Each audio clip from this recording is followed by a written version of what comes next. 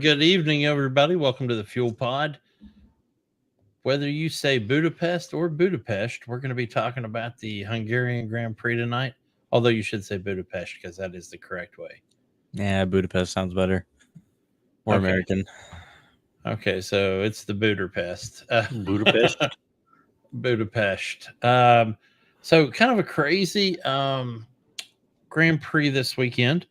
I'm going to hit some of the high points here as we go through the show tonight.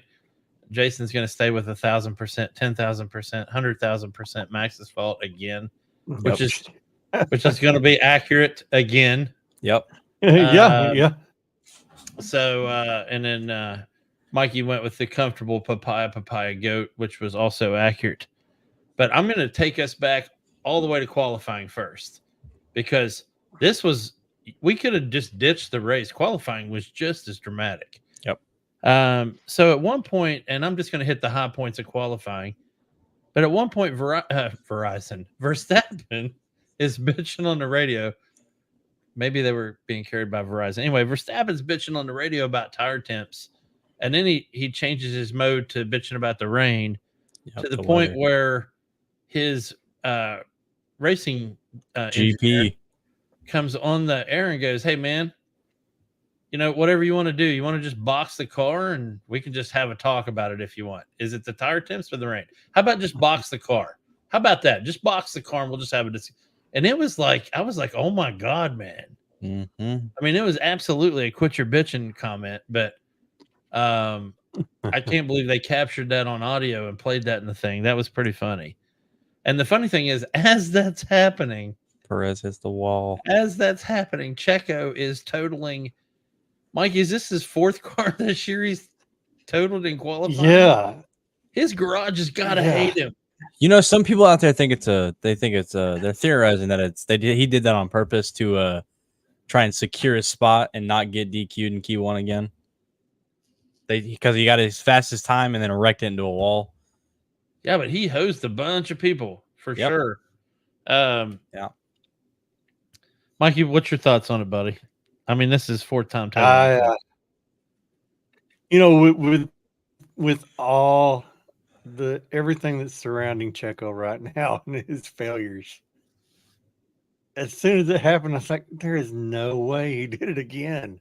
Yeah. There is no way. I mean, they're pretty much telling him, everybody's telling him, you're fixing to get fired if you don't quit wrecking shit. I was watching I'll tell you what, here's something. In the last Go ahead, sorry. three races, and I brought it up before the show, but Red Bull really relies on qualifying, right? Yeah. They like to be up there. And going out Q1 is not acceptable. Not a Red Bull. Not acceptable for anyone, but especially for Red Bull. Yeah. Yeah. And you laughed at me before the show when I said, I think Logan Sargent's not doing anything next year. Hey, Logan Sargent makes Q2 in the last three races. Yeah, well, that's not even the bigger point. Better than Checo. That's an upgrade from Checo. Even if Logan Sargent, you're right. Even if Logan went out in Q1, he still has a car that a crew doesn't have to stay up all night and work on. So, that's my point with Checo right now. It's not just that he's crashing out in Q1. It's that he's crashing out. I mean, he's not half-assing these crash outs, Mikey. I mean, he's mangling that car. It looks, it's mangled. I know from time to time they put out a report on what drivers have cost each team the most money. And I would like to see that report. It came out last week. But if you could find that this week, it'd be. Yeah, I'll see if I can find it again. It came out last week. Before this. Yeah, they posted it last week. He's got to be the top. Oh, he is. Yeah, he was at $2.2 or $2.3 million last week. So what am I looking for here? Now, does this go against their cost cap? Yes, absolutely. So that's $2 million that they're not able to spend on something else. Correct. That's like sandwiches more and than catering, anything, right? It's Red Bull, so I was going to say sandwiches and catering. But yeah, so I mean, more than anything, that's what's. Yeah. Yeah, he's quickly changing from the Minister of Defense to the Minister of the Mangle. I mean, he's I don't even know what to tell you there. So, but anyway, we're still talking about quality. Let's keep moving. But so he crashes out in Q1. I'd like it added that Danny Ricciardo finished Q1 in P1. Yeah. Fastest lap, and it was fastest lap by a little bit, by the way. Partly thanks to Checo, but anyway, Russell got booted.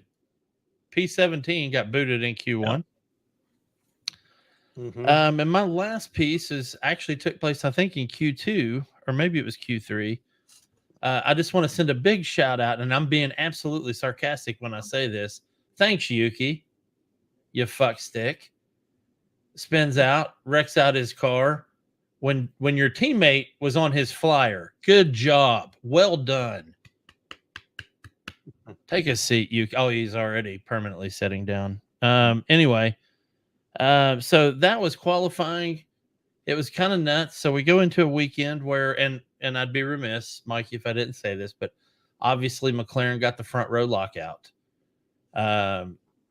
Hamilton showed up to play there towards the end of Q3 too, because it looked like he was going to get kicked out of Q2. Ferrari was in the mix as well. They were quietly in the mix. Yeah, they were quiet all weekend. They ran a quiet, just regular race. I think they were P4 and P6 maybe at the end. Something like that. But anyway, let's talk about this race. So this race was kind of nuts right from the jump. And speaking of jumps, Piastri had an excellent jump from P2 at the start, and it scared Lando. And Lando squirted over there next to him. And then I guess Verstappen trying to go around the outside, did not bring his trailer park girls, got shoved off into the paint, came back in, split the McLarens, and then later on he had to give the spot back, which was a smart move. He didn't want to give the spot back, but he was pissed. Didn't want to argue with the stewards. Yeah, the level of bitching early was crazy. Lando was quiet. I mean, his was calm bitching, but it was bitching nonetheless. And that lasted like 3 or 4 laps of those two's radio messages just going back and forth. Yeah. And then Max doing the whole thing where Max starts crying, and he was like, what would it, if they're just going to let people just do whatever they want, then why couldn't I just do whatever I want? I mean, I'm like, dude, just shut up already. Holy shit. Mikey? Yeah. Sorry. You talk about the start, and with Lando, something I've noticed, and this is a problem. If he's going to be qualifying up front, if he's going to be a pole sitter, he's got to forget about Max. You set the pace. He's so worried about Max, he let Oscar by. And that's happened more than once now. Yep. He's consumed about what Max is doing. Dude, you're up front. You make those guys behind you do what you want them to do. Yeah. Absolutely. Not try to cover what they want to do. And yeah, that's and that's what gave Piastri, when Piastri held the bottom and made a great move through there. Yeah, and I think Lando has been. I like for Lando to pole sit. And I think you said it best, because he's been fighting to get to Max for years, right? And now he's there, and he needs to realize he is there now. Yeah. And now you've got Max Verstappen post race, and I don't want to skip to post race already, but I got to say this because it's appropriate for what you were talking about. But even Max recognizes that McLaren is ahead of Red Bull right now. Mm-hmm. Absolutely ahead of, and he's right. And I'm sure he's going to get an earful from the public affairs spin doctors at Red Bull about saying it out loud, but it's true. Yeah. So anyway, I had $2 million to spend on my car, Checo. Yeah, no shit. And that's another thing. Take and $2 million worth of upgrades, please. I'm not defending Max's saltiness, but that's another thing. It's got to get tiring being out there by yourself with no teammate to even remotely give you any kind of support. that's got to get. I mean, it's just got to wear on you after a while. At least that's my thoughts. But so anyway, the other piece was Verstappen and Hamilton in the middle of the race, and I'm talking laps 30 through 34 probably. Nice back and forth with those two without contact. It looked good. It was fun to watch. Hamilton locked up a couple times. Verstappen locked up a couple times, trying to late break each other. It looked like Abu Dhabi 2021 all over again. It was wonderful, minus the Toto going, "No, Michael, this is not right." But other than that, we were missing that part, but still, it was fun to watch. Another guy that had a quiet race from 17th was George Russell, who I think finished in 9th. So picking up some super decent overtake spots. But guys, then there was lap 48. Yeah. Lap 48. They bring in Lando Norris to cover the undercut on Hamilton and change his tires.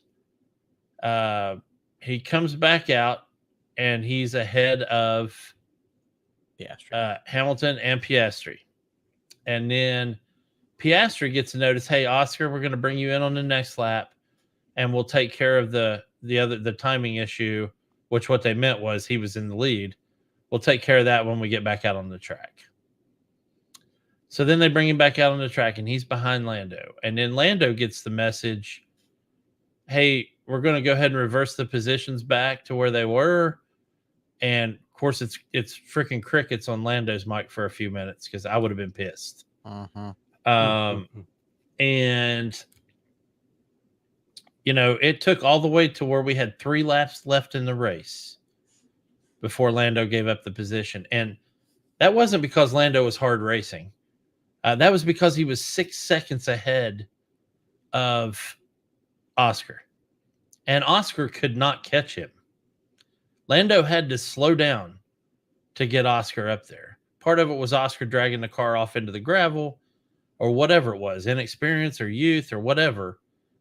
But Lando had to slow way down to get Oscar up there. He did do it.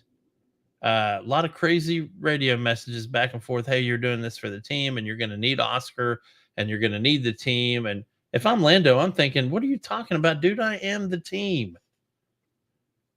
And I realize that's arrogant and you don't say that out loud, but if I'm Lando, that's what I'm thinking. I've been here for 5 years. I am this team. So I'll take whatever your all's comments are. And if you disagree with me, I absolutely understand because I can see both sides of this one. So my 2 cents, you know, I like the move. I wish it could have looked better. I wish Lando wouldn't have had to come to a stop. I think, you know, bringing Lando in first, they knew as soon as they gave him the call box that he was going to take the lead over Piastri. Right? Everybody knew this. Yeah. The thing is,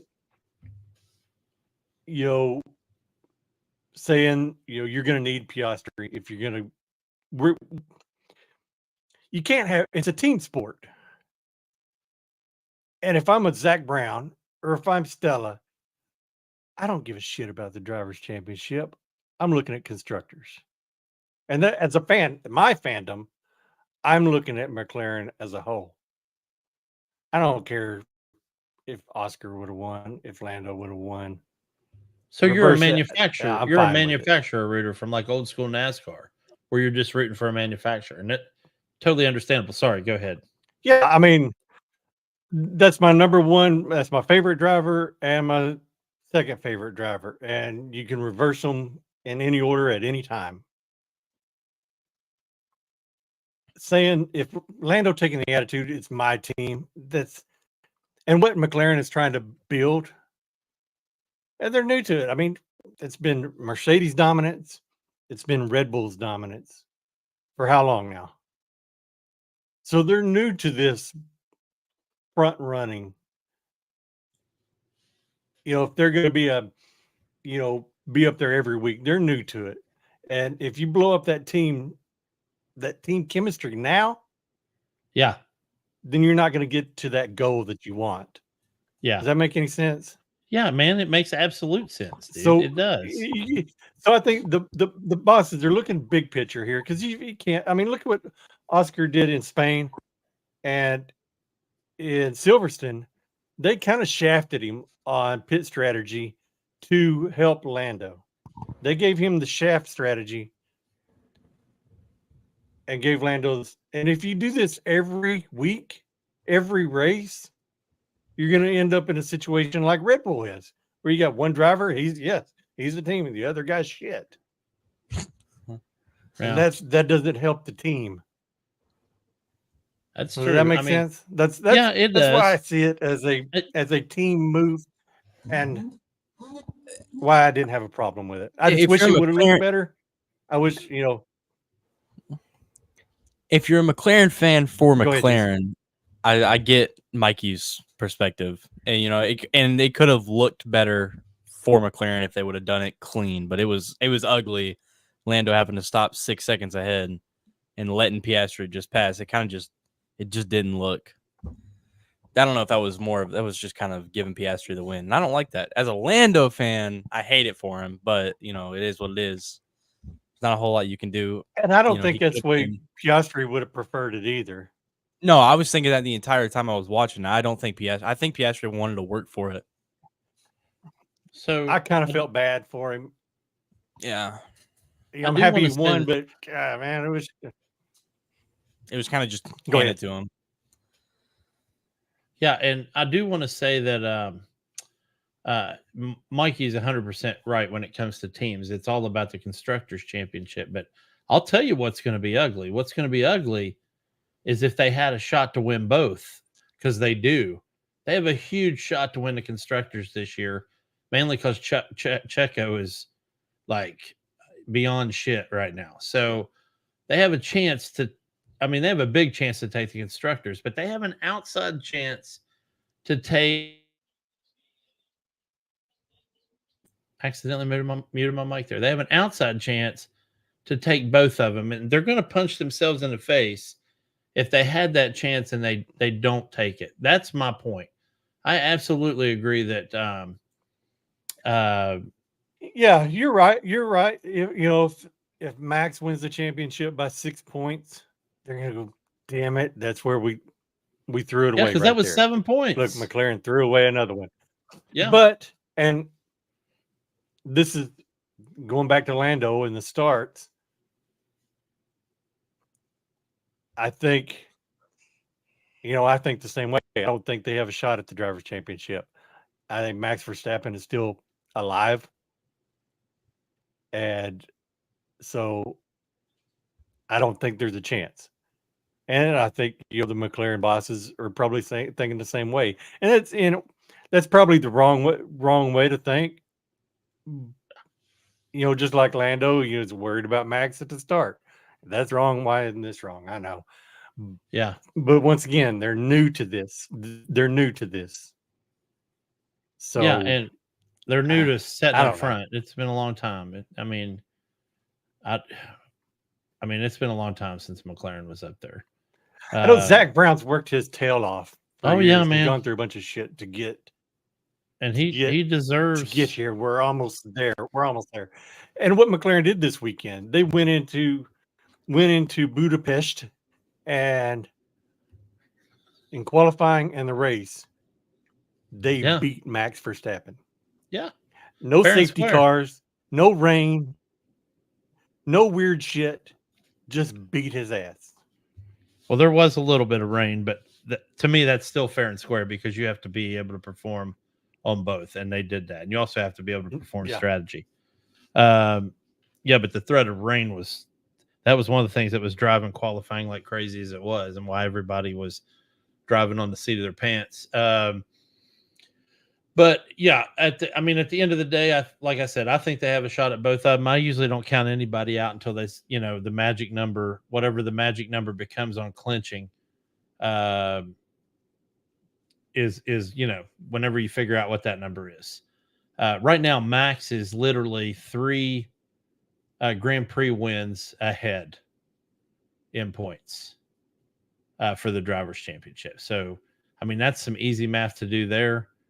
But it's also difficult because you can pretty much guarantee that there's going to be a McLaren in that P2 or P3 or both for the rest of the season. Yeah. And maybe a Merc will sneak in there here and there. We got one more race before the summer break. Also, there's that. Sometimes when teams come back from the summer break, it's like they're a totally different team. And I hope that's not the case for McLaren. I hope they keep it going. Then, we're going to come back and we're going to get into some street circuits with, Singapore and, Vegas, and you're going to see Ferrari back up there. Yeah. I 100% believe that. And that's just Formula One, man. That's how it goes. But anyway, man, I thought it was a great race. My hat's off to the entire podium. And here's the thing too. Everything that we've said tonight, mostly me, I know you two have both kind of defended, but I'm still very excited for Oscar to get a Grand Prix win in his second season. Yeah. He's also the first driver, by the way, born in this century. As predicted. 2001. He's the first driver born in this century to win a Grand Prix, which is a cool little stat. He's 5 years older than me. Nobody can ever take away from him. But still, and then of course we had the not go without saying, besides the podium piece, is the Verstappen wreck at the end, the crash out at the end, where he drove up over the rear tires and then tried to say Lewis Hamilton was moving under braking, which Lewis wasn't. Lewis didn't even move his steering wheel. In fact, after the contact was made, if you watch the overhead view, Max actually turns into Lewis. I think he was trying to take them both out. So if you get a chance to go back and watch the overhead, you're going to see him. He gets hit, and then instead of turning off to the right to head on down the track, you see him turn to the left into Lewis's car. He was going to take him out, man. I don't care what anybody said, but you got to watch it from the overhead. The other ones don't. The other views do not paint the same picture. So that being said, that was kind of shitty. And then here's the other piece where I got to jam Lando up after defending him this whole episode so far, is the cool down room. And I'm sure it was frustrations coming out, but they get in the cool down room and Lewis is being super humble and super congratulatory and says to Lando, God, you guys are fast. That is a fast car. And Lando, what's Lando said? Not thanks. Nope, he said, not, hey man, you had years ago. He goes, and he didn't say, you guys were pretty fast too. No, he says, you guys had a fast car 7 years ago. And Lewis is like, man, I was just trying to compliment you. And then there was the whole part where Lando just freaking shoved the Pirelli hat off the podium and put his helmet down. That was like a Raikkonen moment. He's got to know that's on the world stage when they're in that room. And I mean, that's youth coming out, I think, in a lot of ways. But he does. And, it was uncalled for. I've been in the same situation. I'll fully admit. You're pissed off. You're already pissed off. And from the time he got out of his car, people were in his face until he walked into that room. Yeah.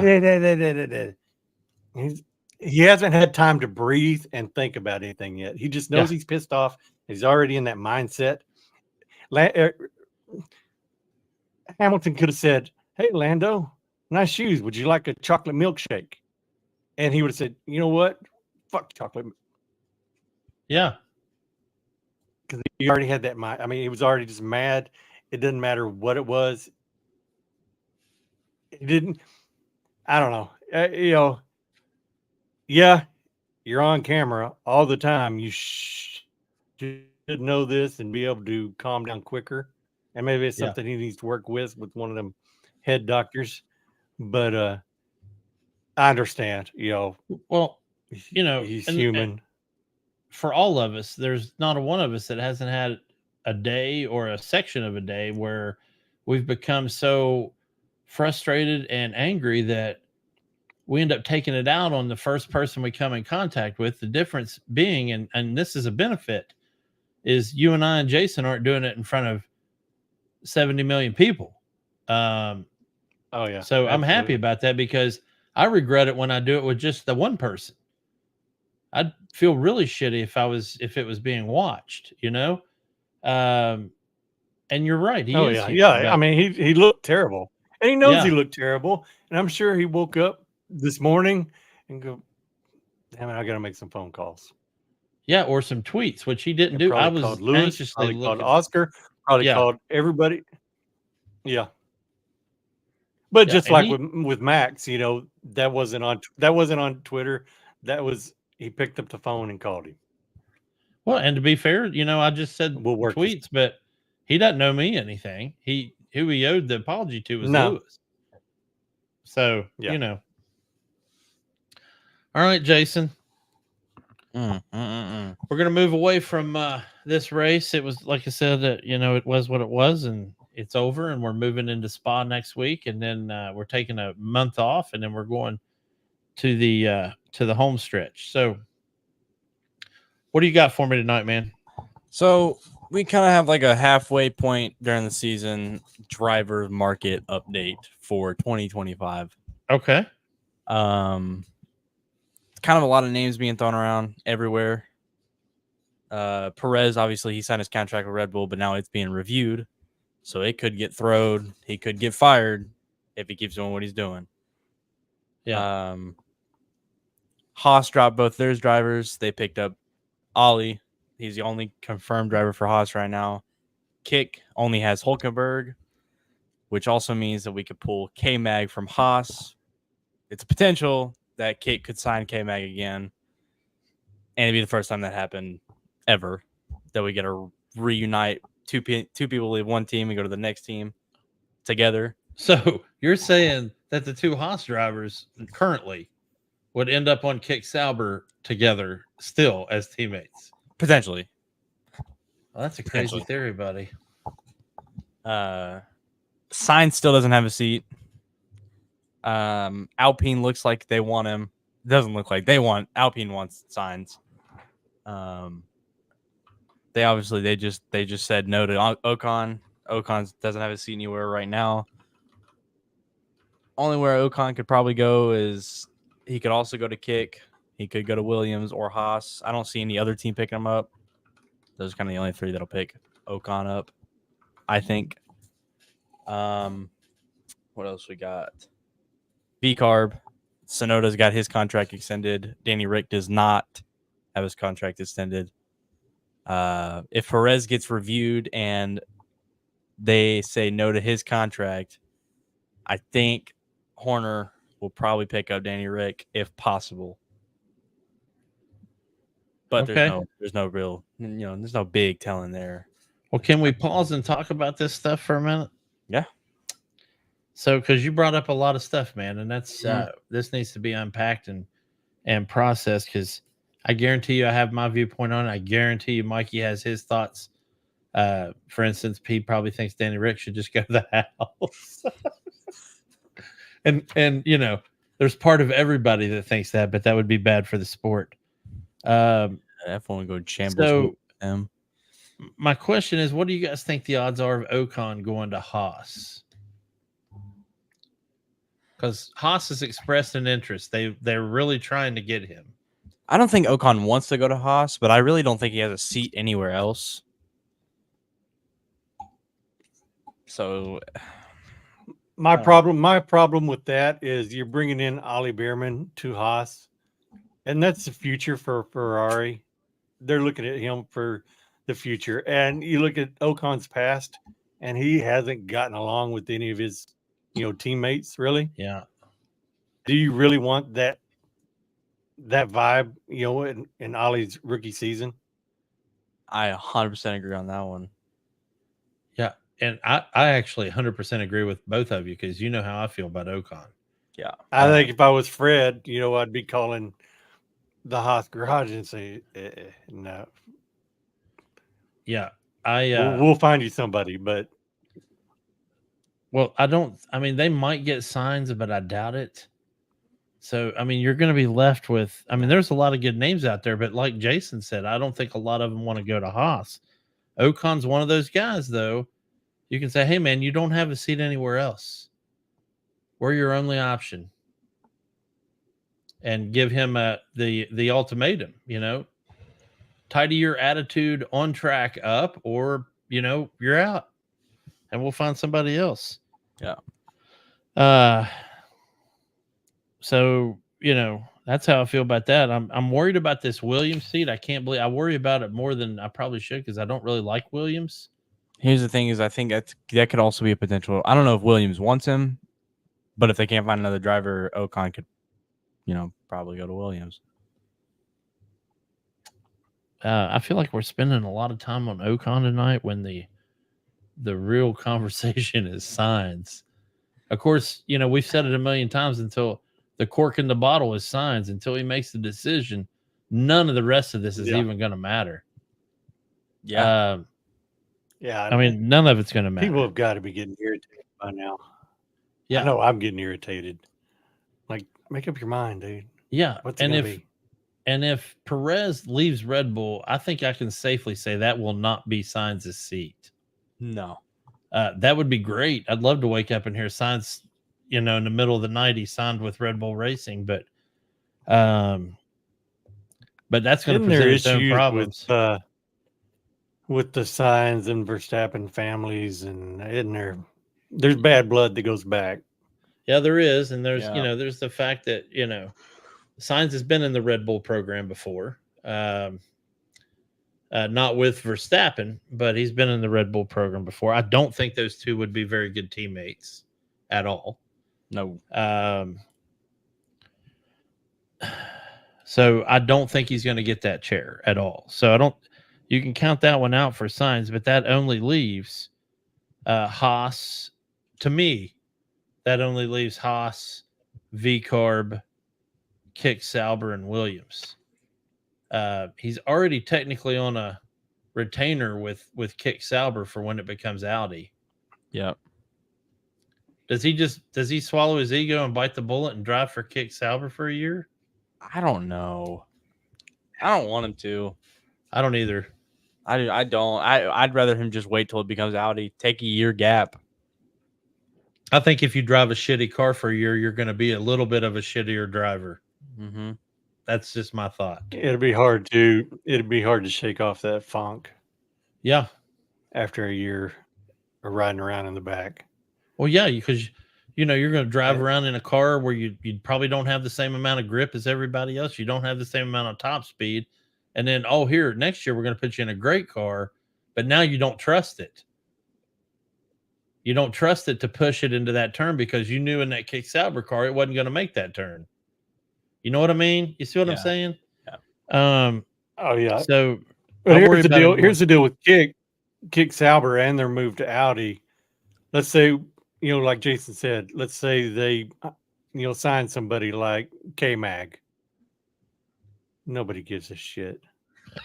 Nobody gives a shit when they can't be taken seriously. No. Right? Yeah. That's great. Like, oh, yay. Yes, you're going to stay in the back, I guess. Good luck with that. That's why I think different stickers on the car. That's why I think Haas is a great choice for Sainz, because he's in a Ferrari, and that puts him in another Ferrari. Yes, it's not as good. He can make it good, but it's still a Ferrari. I really like that too, and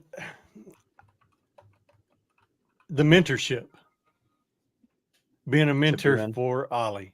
Yeah. I think, that's something. I don't know how much bad blood there is between Fred and Sainz,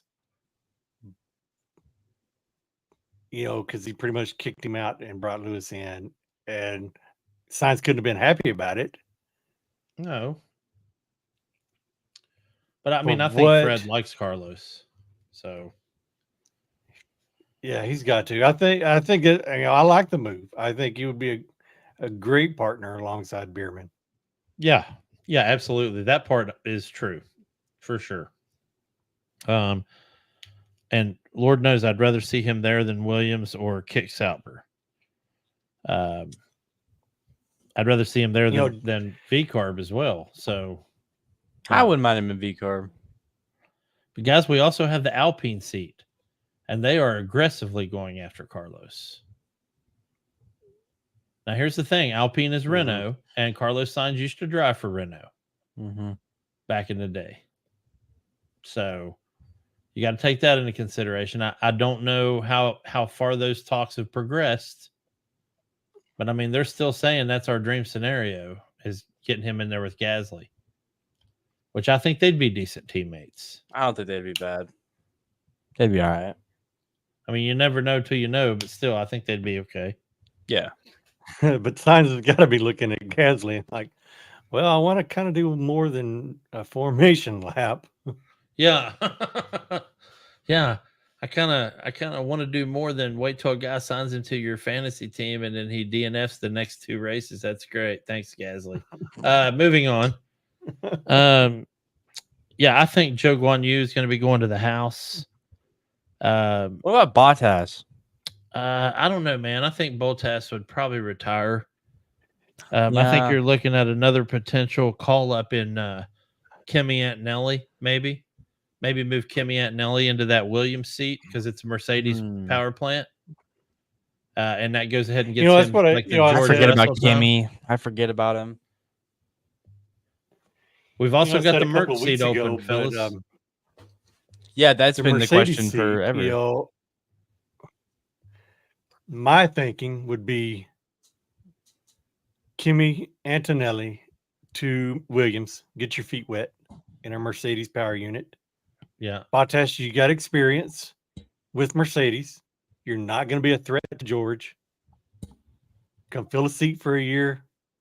Let Antonelli get his feet wet. We'll move him over. Then we'll figure out what we're going to do with you. I like That'd be a crazy except call. for the fact I don't think there's any snowball's chance in hell of Bottas going back to Mercedes. No way. I think was there a bad parting there? Well, no, I think he just got he was done with just being the filler guy. Yeah. And if he raced with Russell now, he'd be a filler guy again. Look at it, man. Being a filler guy is better than being freaking true. But at Kick Sauber, he's a big fish in a small pond. Janitor. I mean, he gets to wear a mullet. He gets to make ass calendars. He gets to do a lot of stuff he couldn't do at Mercedes because Lewis sucked up all that limelight, man. Yeah. So I don't want to lose Bottas. I don't either. He's one of my favorites, so I don't want to lose him. I don't either, but a lot of times we lose the guys. I didn't want to lose Vettel, but here we are. Yeah, no kid. No. So then we got Liam Lawson possibly come in. Hate that. Sitting in that RB seat. Because I still think if that Perez seat opens up at Red Bull, it's going to be Danny Ricciardo. I know you guys disagree with me. No, whoa. I think it's Danny Rick over Liam Lawson every day. Oh, yeah, me too. I don't think Liam gets that seat. I don't care how good he did in his debut. I think after summer break, Checo will straighten up. Do you? Hopefully. I don't know. I'm writing that into the wall first race. See, what the deal is, you got Christian Horner and Helmut Marko.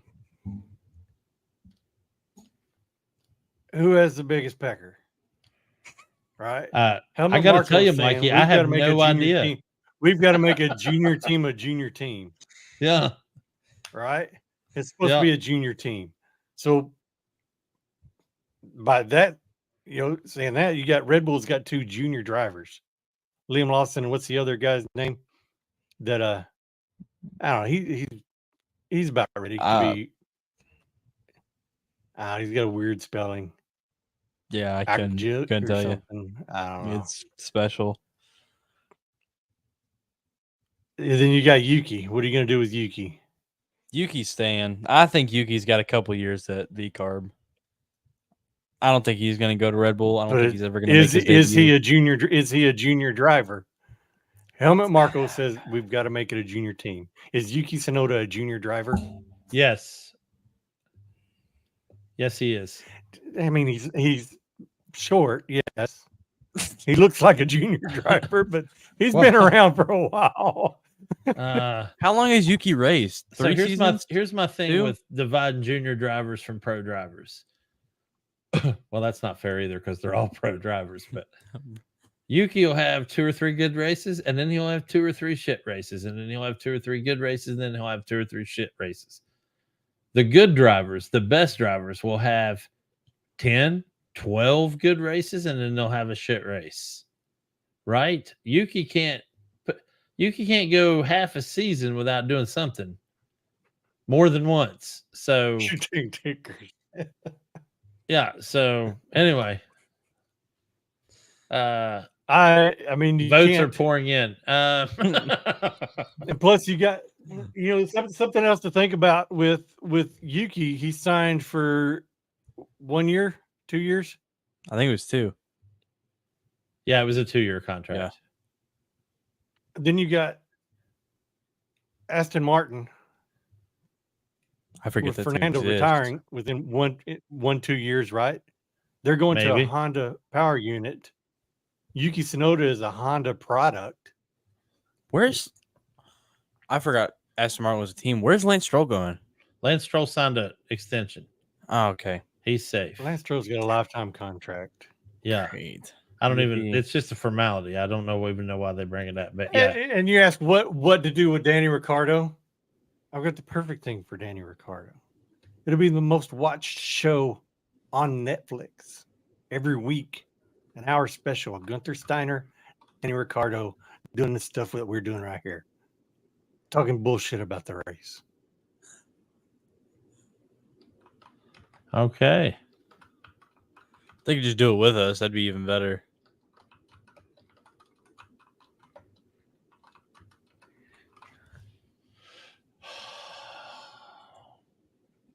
I don't know how I feel about that.